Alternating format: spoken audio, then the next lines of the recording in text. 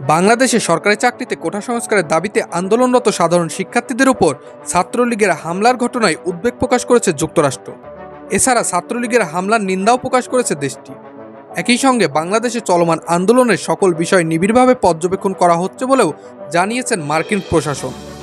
সোমবার স্টেট ডিপার্টমেন্টের নিয়মিত ব্রিফিংয়ে ঢাকা বিশ্ববিদ্যালয়ের আন্দোলনরত শিক্ষার্থীদের উপর ছাত্রলীগের হামলার বিষয়ে প্রশ্ন করলে তার জবাবে এসব কথা জানান মুখপাত্র ম্যাথিউ মিলার।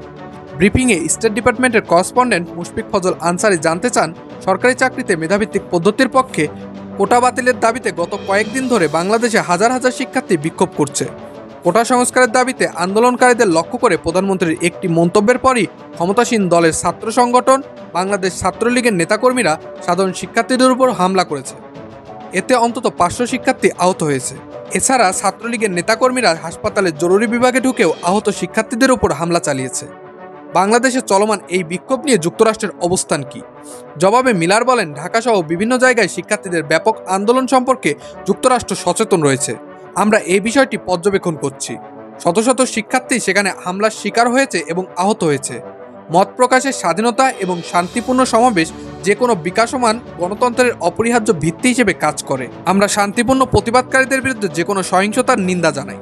যারা এই সহিংসতার শিকার হয়েছেন তাদের জন্য আমাদের আলাদা চিন্তা ভাবনা রয়েছে। উল্লেখ্য, মিলাদ তার প্রশ্নের জবাবে বাংলাদেশে চলমান বিক্ষোভে 2 জন নিহত হয়েছেন বলে উল্লেখ করেছেন। মুসাব্বির আল নাফিজ, আপডেট শিরোনাম।